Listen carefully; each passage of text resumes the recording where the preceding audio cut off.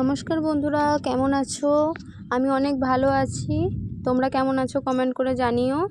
আমরা আজকে একটু ঘুরতে বেরিয়েছি।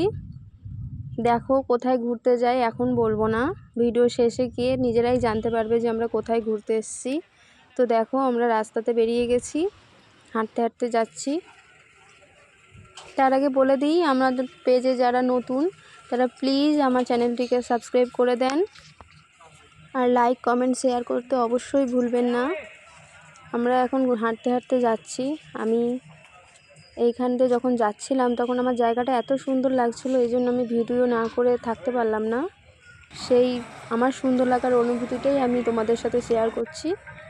তোমাদেরও অবশ্যই ভালো লাগবে আমার এই ছোট্ট বাবার সাথে ঘুরু ঘুরু ভিডিও দেখতে। আমার পাপাটা দেখো, ওর পাপা আর ওর মামুনির হাত ধরে কেমন হেঁটে হেঁটে চলছে। এমনি সময়তে হাঁটতে চায় না। আসলে কি হয় বলো তো, জীবনে একরকম জীবন চলতে চলতে চলতে না মনে হয় জীবনে কিছু এন্টারটেনমেন্টের দরকার আছে। সেই কথা ভেবেই আসলে আমরা ঘুরতে বেরিয়ে গেছি। সারাদিন এই কাজকর্ম করে ক্লান্ত হয়ে যেতে হয়। এখানে দেখো একটা ফোয়ারা রয়েছে। সৌনক জলটা দেখার জন্য অনেকভাবে বলছে আমাকে দেখবো দেখবো, তাও ছোটো হওয়ার কারণে উপর থেকে ঠিক করে দেখতে পাচ্ছিল না, এই জন্য ওর বাবা ওকে কোলে তুলে নিয়েছে। আর এদিকে দেখো হাজার ঝাড়বাতি লাগানো রয়েছে, এত সুন্দর লাগছে, মনে হচ্ছে কি দেখতেই থাকা, কোনো ক্লান্তি আসে না দেখতে গেলে, এত সুন্দর লাগছে উপর থেকে। ভিডিওতে কেমন লাগছে তোমরা বলে জানিও। আমরা যখন রিয়েলে দেখছিলাম তখন খুব সুন্দর লাগছিল। আমাদের এখানে আজকে বৃষ্টি হচ্ছে হালকা, কিন্তু সেইভাবে হচ্ছে না। দেখো সৌনক তো আগে দৌড়ে চলে যাচ্ছে, আজকে ওর পা ব্যথা হচ্ছে না। ফাইনালি আমরা চলে এসেছি হাঁটতে হাঁটতে। কোথায় এসেছি বলো তো? আমরা এসেছি পাঞ্জাবের, কোথায়? পাঞ্জাবের গোল্ডেন টেম্পল। দেখো কি সুন্দর দৃশ্য, চারিদিকে জল আর মাঝখানে মন্দির। মানে যে বানিয়েছেও সে অনেক অনেক মাথা লাগিয়ে বানিয়েছে, যে চারিদিকে জল, মাঝখানে মন্দির, আর মন্দিরটা দেখো পুরোটা গোল্ডেন দিয়ে মোড়া রয়েছে। এমনভাবে না যে গোল্ডেন টেম্পলে গোল্ডেন কালার করা, অ্যাকচুয়ালি গোল্ডেন প্লেট বসানো। দেখো ও এখন হেঁটে হেঁটে যাচ্ছে ওর বাবার সামনে দিয়ে, দৌড়ে যাচ্ছে একটু একটু করে, ওর বাবার হাত ছেড়ে দিয়ে যাচ্ছে। আবার একটু যে ভয় পাচ্ছে আবার পিছিয়ে এসে ওর বাবার হাত ধরে নিচ্ছে, হাত ছেড়ে দিয়ে যাচ্ছে আবার পিছিয়ে আসছে।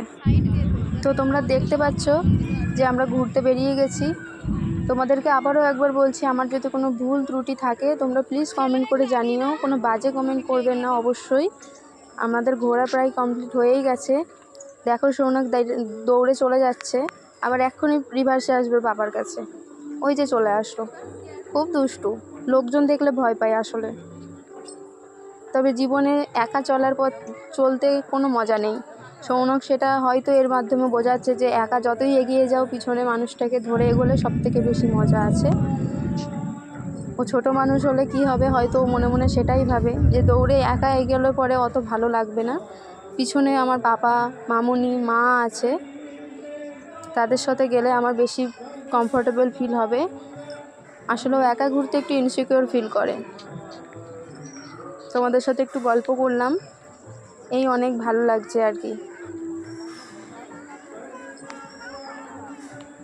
দেখো আমাদের ঘোরা হয়ে গেছে। আসলে আমরা ওইদিকে যাচ্ছিলাম, ওই দিক দিয়ে গেট বন্ধ ছিল বলে আমরা রিভার্সে আবার উল্টো দিকে যাচ্ছি।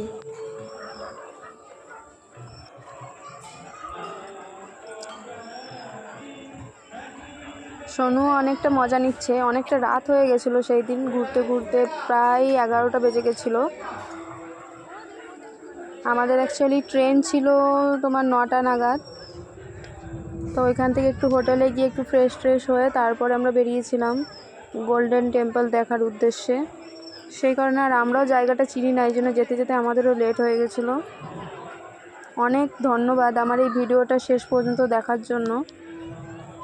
তোমরা আমার পাশে থাকো, আমি আরও এগোতে চাই তোমাদের হাত ধরেই, তোমাদের